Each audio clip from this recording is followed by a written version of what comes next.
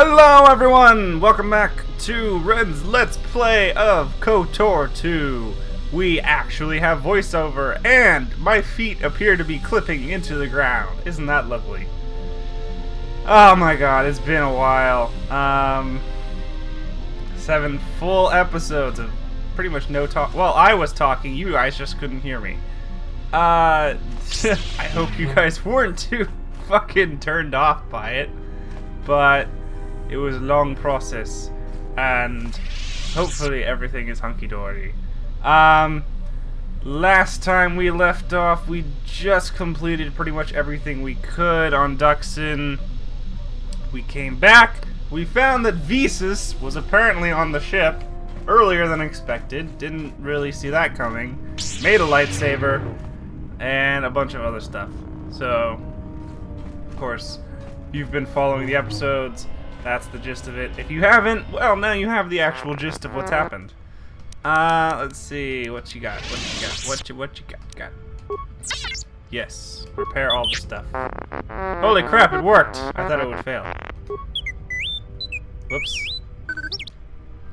3 Constitution and a Dexterity. Oh my god. Yes, I keep getting caught up in work. Other questions for you. Since that worked, let me work on your computer again. Let's do this. It worked! It's amazing. How do you feel?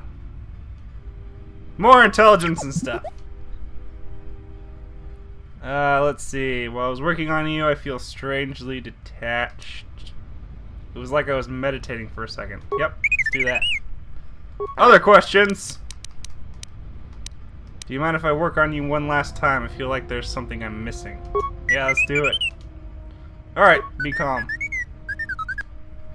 I gained wisdom! Yes! Alright, we're doing this, man. I feel calm and collected. Very interesting.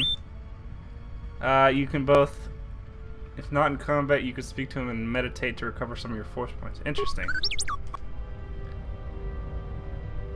Yep, let's ask some more questions. Do all the questions. Since I could do that, let's see. Well, let me leave him for a sec. Gain all the experience points, go back in. Let's see. Where is it?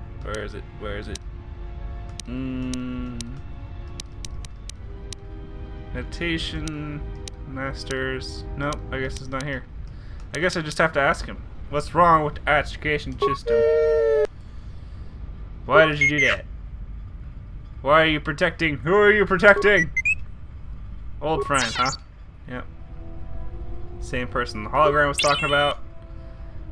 Come back, and why? T3, you have been with us since Terrace. Without you, we would never have I'm leaving this mess. Yeah, we already saw this. If he doesn't make it back, I can't lose him. Yep. Okay, I guess. Whatever. I guess you can't unlock it until the end game, so that's the thing. Kind of sucks. But let's see, what else have we been doing? I can talk to Kreia about Visas and she can yell at me more. Let's do that. Ah, you are here. You felt it, did you not? Yes, it was like a sound of power. The time to hide your presence is coming to a close, and you will need to increase your training. You are ready. Your training must increase, and there are higher mysteries you must learn. But only you must know the path you will take. This is unexpected, considering I haven't even completed the first planet yet. To meet an enemy blade upon blade? Such is the way of the greatest of Jedi warriors, the weapon masters. Or perhaps it is investigating the mysteries of the galaxy, seeking out injustice and harm, and bringing it into the light. Such is the way of the Jedi Watchman in the time of Ulic Qel-Droma and Exar Kun. Or perhaps your way lies upon the ancient mysteries, and to teach others the ways of the Force, as I have, the way of the Jedi Masters. Personally, I think I would either choose the Explorer or the Master. The Master seems like much more of a chore, though you do get the experience of imparting knowledge on the next generation, while you yourself investigate higher forms, which also seems interesting. But because the story dictates, and because it's a much more interesting game, if you do this, I'm gonna go with Jedi Master. It is not some great test you require to be what you strive to be. It is only your decision to find that path that matters. From here on, you guide your destiny. But in order to take the next steps, you must face your past and put it to rest. Oh. You've become a prestige class and taken your first steps. Interesting. I love the achievement for it. It's called a certain set of skills. I have a certain set of skills that I am able to use only in a video game. You cannot find me, but I will find you and use these skills on you, which will do nothing. Oh god, it's great. Probably should talk about the episodes that... The seer. Yes, I did. The Mira Luca, what do you call her? Seer. Yep. Her species does not see as we do. They perceive the galaxy through the Force, and it is how she found you. It is a rare gift squandered on her people. The Sith carry the battle to you, and you spare them. And as we travel, the empty places of this ship are filled. Yeah. I hope your thoughts in this matter are clear. If you take her on as a servant, know that the Sith meet their end at the hands of their apprentices. It is not something I would wish to happen to you.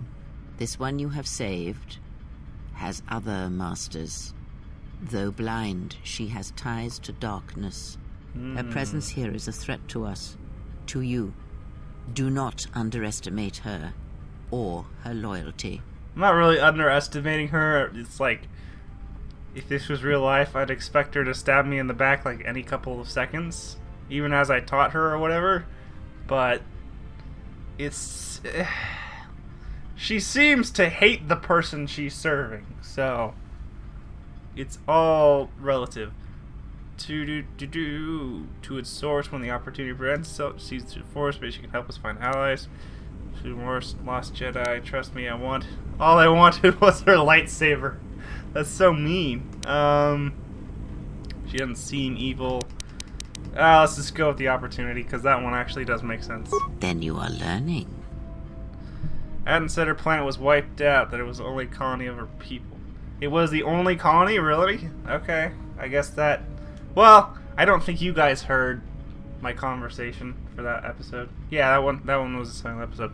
But anyway, in the episode that we first met her, I kind of commented, when you guys didn't hear, on how that they called her planet a colony, which made me think that they had a homeworld. But I guess this kind of disproves that theory of that being their only base of operations, so maybe they're just kind of scattered listfully about the galaxy, where their homeworld has actually been killed off.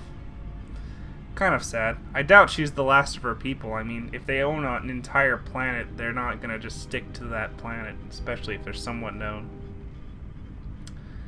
Planet wiped Did out. he? And what do you make of that? If her people see through the Force, then they want someone to be blind. Yes. The Mandalorians were right to respect you on the field of battle.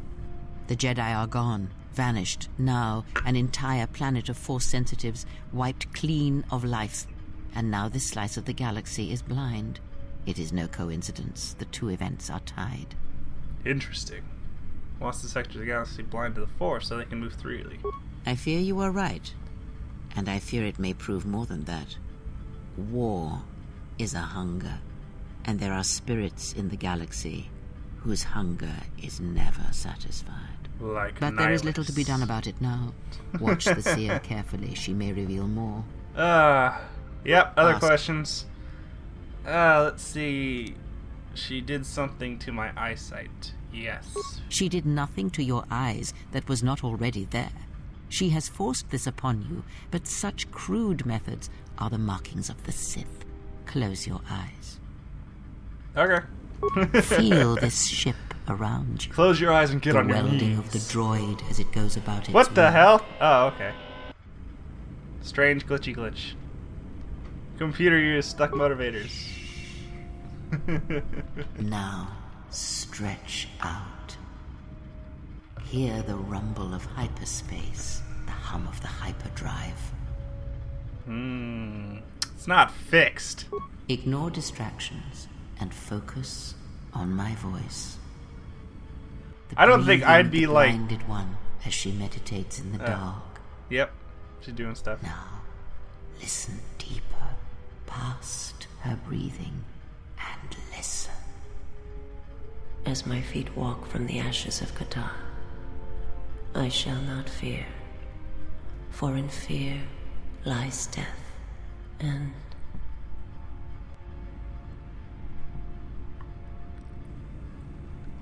I heard her thoughts. You are strong indeed. What you heard was surface thoughts only, but it is something that masters have trained for years and never learned. Then it's amazing how my MacGuffin character just has this power. Okay, was I always able to do that? That is not the real question you should ask. Is such listening enough to perceive the world around you? It is not. Because to listen to the thoughts of another is much like attempting to see the universe only with your eyes. It is equally limiting. Now leave me be. I must rest. Okie dokie. Very interesting. I love this power. Too bad you never really get to use it. I mean, it would come in handy when dealing with like a bunch of criminals and shit that you want to kind of trick and whatever. But they don't like to bring it up because that would be too easy. Let's see. I was about to talk about something and then I lost my train of thought because I started talking to Cray again. Damn it. What's up, Atten? Something up? You got something simple to talk about? Questions for you? And of course you don't. You're a stick in the mud until later on. Anyway, it's really weird how all these like high-level things are just continually appearing early on in the game. Visas shouldn't be done until like after the freaking first planet. I should not be a Jedi Master until after nearly the second planet, but this stuff is just extremely accelerated for some reason. Yes? Yes, I want more stuff. Then up. Let's see. Yeah, what's Visa's master? He, if he can truly be called a man any longer, is one of the dark lords that pursues you. I do not think he knows what you are. Not yet. He spared the Miraluka, and that may have been the last shred of feeling that exists within him. Keep his slave close to you. I suspect there was a reason he spared her, and perhaps a reason that she survived when the rest of her people and the Jedi did not.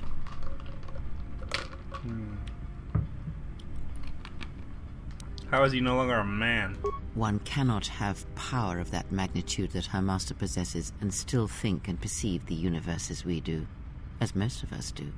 I had hoped that you would not have to confront him, but her presence here has changed all that. You will have to meet him in battle. You must be prepared to sacrifice the blinded one. Perhaps her death will buy you the time you need to deal with her master.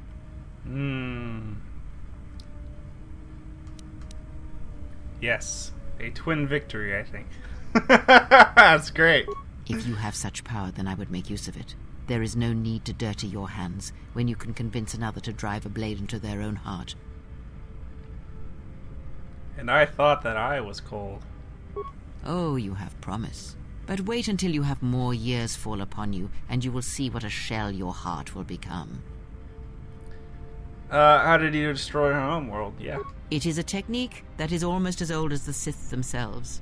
It is a means of severing connections between life, the Force, and feeding upon the death it causes. It cannot be taught. It can only be gained through instinct, through experiencing its effects firsthand. Oh, that brings me back to my thought. It's amazing how they define the Sith in this game versus other games. Like, they define Sith power not as an extension of hatred and a lust for battle. They describe it more as, like, the sharp primal instincts of nature. Because even as she described both Nihilus's power as well as Visas giving the main character, the Exile, the power of sight, it's done very crudely through very primal means, through very harsh and instinctual means. Whereas she describes the ways of the Jedi, very long-winded and exceptionally graceful in their means, but very narrow-minded.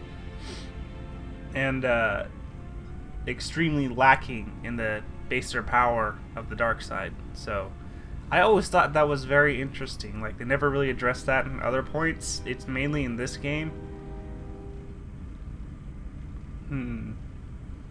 Anyway, more rambling, but let's go. And he used to kill an entire planet, eh? Yes, and he fed upon its destruction. It will sustain him for a time.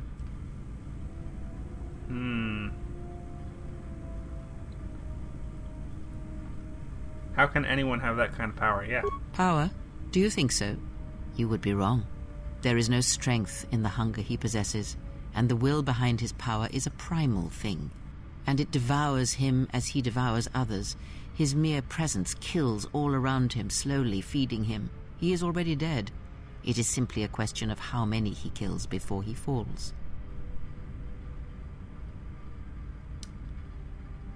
His power is difficult to believe. Nothing is impossible with the Force. It is an energy that flows through all living things.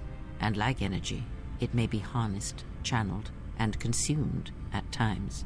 It may even be a substance that can burn and ignite. Do not think of his power as one would a weapon, or one of your warships of the Republic. It is terrible, but it is still a subtle thing. The sect of assassins that chase you feed on the Force. What he does is simply the pinnacle of what they could achieve in time. And that is why they and their techniques must be wiped out. No one again must experience and learn what her master did. How are they able to drain the Force? As much as one may use the Force to bolster the wills and strengths of others, the reverse is possible, though not often used. Instead of sending one's will through connections in the Force, instead such connections are drawn upon, fed upon, and drained completely. But all life is touched. Then you understand how terrible such a power is, and why it must be ended. It is an empty road to the dark side, and by traveling it, the price is death before one's time. He is a breach in the Force, capable of consuming the lives of those around him. Sometimes the touch is slow, as it is with his crew. How does he use this power? Or so if he's Force sensitive? No. How does he use his power? It is not something he can direct or focus, much like hunger itself. He is more of a hole in the Force than a living thing. Force sensitives and worlds rich in the Force draw him. The Miraluka world was one such place. That is why where the Jedi gather, Jedi will die. He will feel it, unless they mask their presence. But Kotor called out as a beacon to him, and he could not resist it. And he cares nothing for the Sith, or its teachings, or the Jedi. And when the Jedi are dead, he will feed on the galaxy, the Republic, and eventually consume the Sith as well. There is no future in the empty galaxy he sees, and that is why he must be stopped. The breach must be sealed before his power grows beyond what even we can hope to stop. Any idea why he spared her? You know what? That also brings up another point. For those of you that do not know, well, I don't know if this is a spoiler. It doesn't seem like it. Okay, spoiler warning. I will put up a link to get past this point, but spoiler warning right now. Krea's main philosophy is that she hates the Force. It is nothing more than a tool to be used, but she hates the idea that the Force can control the wills of others. And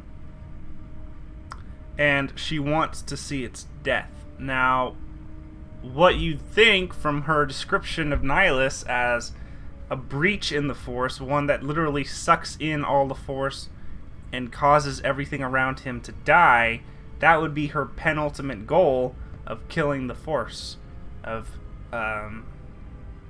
destroying it entirely. But that's not her real goal. Her real goal is to see what the Exile did and make it so that all living things can replicate it. A being without the predestined will of the Force behind them. Where the Force doesn't have the power to bind a person and a living being to its own destiny, to its will. That's what I think she wants to see. They don't actually describe her as such. She just kind of wants to see the death of the Force is what she mainly brings up. But what I think she wants to see is the death of destiny itself, of the will of the Force. She doesn't mind using it as a tool, and obviously she doesn't see the exile using it as a way back from what she believes is the right thing. She just wishes to see an end to destiny. That's probably why she also loved Revan, because even though Revan was, as she described him, the heart of the Force, she also saw him as the breaker of the Force's will, because everything Revan did went against the basic philosophies of balance in the Force. Because Revan didn't provide balance, he broke the balance that the Force provided. He summoned armies. He broke the old ways, the old Empire in the first game. He broke the Republic. He provided the evil that the Republic needed to refresh itself or rebuild. But he did it in a way that pretty much wiped the Force clean, which in its own way is like the movies where it provided balance, but he did it in such a way that the Force was practically wiped from the very galaxy. So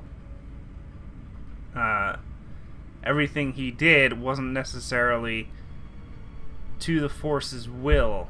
So she probably saw Revan as the breaker of the Force while still using the Force as a tool. He was the most powerful thing the Force had ever produced, and it was so powerful that he could break what the Force wanted him to do. And they even still describe that in Tor. Anyway, again, rambling. Back from the spoilers now. Let's move on. Do you have any idea why he spared her? Yeah. Perhaps he is bound to her, as I am bound to you. If so, there may be a death served by hers. You must be prepared to sacrifice the blinded one. Perhaps her death will buy you the time you need to deal with her master. Oh, I doubt that. Alright, let's go. Ask. Are you Jedi or Sith? I already watched that. Did you know Atris at all? Yeah, let's ask if you... Yeah, Atris, I guess. Atris herself is not as familiar to me as perhaps she should be. Yet I feel I know her, yes. What do you mean? Because Atris's path is one I walked long ago, and it is a chapter of my life that has been read and closed. She has taken the first steps, I think. We shall see. Surely you felt the righteous anger, the spoken judgments, the lack of forgiveness. You walked her path? I was a historian once, gathering the relics of the Jedi, learning the ancient mysteries. Always there were more questions. One quickly learns that the Jedi Code does not give all the answers. If you are to truly understand, then you will need the contrast, not adherence to a single idea. That is why Atris and the others blamed me, sentenced me. They believed me responsible for Revan's fall. So you trained Revan, huh? You have already asked much. I do not... Okay. Dark side points! Awesome. Yes? Yes. Answers. Did you know Revan? I misspoke. Okay, can't talk to her again. Damn. Anyway, I think that's about the end for now until I get more influence with her. But yeah, it's always interesting to see the middle ground of the Force, because you'd think that's where the most people would be most powerful. That's how Revan describes himself in the later versions. That's where he's most powerful, is when he is able to yeah, let's leave. Was that because he saw both sides of the Sith and the Jedi. That's why he was most powerful. That's at least how he described himself in Tor. Now, I think that's a little bit of an overbloated exaggeration that he throws upon others, but you definitely think that more and more people would seek the middle ground, because that is where the most power is had. You combine both the primal... More stuff. Cutscenes. Betrayal. Machine. machines. Her passion for such things defies me. Poor T3. Aww. Poor little buddy. Where are you? Oh, he's right here. What's up? Oh, you're not gonna tell me that Kreia basically blasted you to oblivion? Okay. Oh well. That kind of stinks. I do kind of just want to go back and forth, see all the cutscenes real quick, so I'm just gonna talk for pretty much the rest of the episode. But yeah, more rambling. You'd think that they'd love to combine the primal urges of the Sith, the primal base nature of emotion, the human will, and baser animal instinct, with the more refined, civilized, higher teachings of the Jedi. I've still got repairs to finish up here. I don't know how long it's gonna take. Might as well explore the area and see what's out there. Okay. Repair, can I help? I've never actually seen this cutscene. Oh, it's nothing too complicated. It'll just take a while. Unless you want to be crammed in an access hatch with me for a day or two. Uh-huh. Yeah. Take my chance with the jungle. No thanks. I'll go see what I can find. Hurry up with repairs. We may need to leave quickly. I'll explore the area then. Oh, that's great. And he's like all silent, like, damn. Ah, that's great. What? You actually teleported in here? Okay. Yeah. And even as Kreia described it, the Jedi is the civilization, dark side is the primal urge.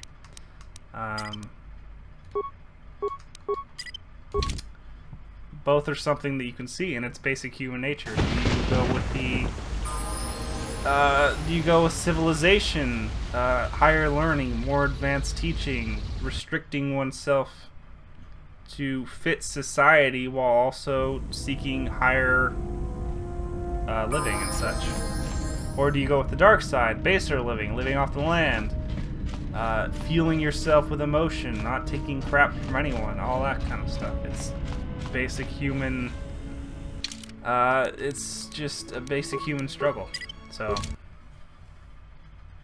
it's very interesting that no one seems to go to the middle path where you actually act human, because About time you showed up. both sides are the definite extreme. Let's go to the Follow camp. me then.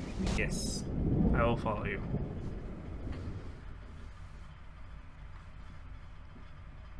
But I guess the thing that makes things easier for fighting, if you have two sides of the coin and both are extreme, you're usually not gonna have much in the way of a compromise. Just like the U.S. Senate. Ba-dum-bum. That was a poorly timed joke. Let's level up, and then something's going to happen, and you're not going to like it. I think. I don't know. I'm acting crazy right now, so. Yeah, we got that. Weapon focus, lightsaber, booyah! Regenerative voice. Oh, awesome! I didn't even have to pay for it. Yes. And light side enlightenment, light side enlightenment. Really? Okay. All right. Let's see here. Advanced Jedi defense. Nope. I really hope I have a second leveling after this, because I want the master, because I need the finesse with the lightsaber, because I have dexterity instead of strength. So powers, inspire followers. Awesome. I'm an inspiration. Very inspirational. My speaking may be garbage, but I inspire those below me. Such peasants. Let's see. Beast confusion. More powerful. Hostile beast to fight for you. Interesting. Let's go with Master Force Drain. Just because I'm a dick. And then, let's see. One choke or kill? Actually, let's go with Revitalize. Because that'll help later. Right? Right. Right. Oh, I don't have a second one. Damn. Yep, you get skills.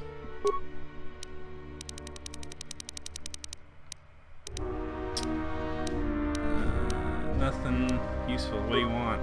Stun droid? Fine. I don't care. Visas, you need your lightsaber, right? Let's see. Strength? Maybe? Well, let's see what her skills are first, actually. She has a bunch of dexterity, some constitution, some intelligence, some wisdom, a lot of charisma. It's interesting. Okay, so I'm gonna go probably with dexterity then. Yep. She gets the stealth unit. Shawnee Shield. Charles Shea. Yep, you can have that. Charisma, Constitution, Strength, Dexterity. She'll be stealthy McStealthy with a giant lightsaber on her head. Let's see. Skills, whatever. Feats. You need dual weapons. Powers. Heal me. You are the healer. Accept your fate. Let's see. Force deflection needed. Oh, so many skills. You guys are probably like, this is so boring. Why are we watching this? I have no idea why you're watching this. It must be fun, I would assume. Oh, I know a good topic. I was talking about this during the silent episodes, but again, none of you heard it, so here it is again. I really enjoyed the Clone Wars series, the animated one, and I've been waiting for the Rebels to get back on its high horse and come out with a second season. That's not going to happen until fall, so I recently restarted watching the Clone Wars series, and I thought of something. The Clone Wars series, the one panned by people watching it in the first place, who said it was just a toy ripoff by a bunch of marketing tycoons looking to pawn off the Star Wars franchise. Well, it was a better movie than the Clone Wars movie. That's right. It was better than the movie George Lucas made outright, because it actually looked at the war. It actually looked at the entirety of the Star Wars galaxies. It didn't just look at the Senate. It didn't just look at Geonosis and all this other bullshit. It looked at the galaxy and the war. Let's give her wound, I guess. What? Oh wait, no, not wound. Stupid. Joke. Okay. And it had the better character for Anakin. It was the cocksure Anakin that we all wanted to see. It was the powerful badass that could jump into the fray, defied the Jedi Council, and did everything right. That was the Anakin I am sure if it was actually in the movies, people would have liked, not the fucking wimpy little douchebag that we got to see. Ugh. I mean, really, I think people would have loved to see that Anakin in the films, because he was the guy that knew what the right thing to do was. He was the guy that had the hardship, had the heartbreak of the past, and saw that there was a lot more gray in the world than what the Jedi Council saw. So he was the guy that you could see becoming Darth Vader, because Darth Vader, in the end, is the guy that saw the Jedi as a bunch of weak-willed little turds who didn't really know the best thing for the galaxy, and that he knew what was best. And that's a lot of what you see in the Clone Wars series. Anakin is doing what's best to help his people. He's doing what's best for the galaxy as a whole. He's just fighting hard, and he gets twisted by war. So that is the guy that you can see becoming Vader, not the frickin' turd in movies 2 and 3. And we're done. Awesome. We have 2 lightsaber wielders. We need 1 more. We'll get her later. Ah, okay. That's a long-ass episode. Thank you guys for watching. I'm gonna end it here. Please comment below. Make sure you tell me how much you hate my voice returning, or how much you love seeing my lovely voice ramble about random issues and take up way too much of your time instead of actually fighting in the game. Please be sure to like and subscribe if you feel good to do so. Remember, liking the video helps it get out there, and subscribing means you get to watch more videos. So thanks again for watching. I'll see you next time. Bye bye.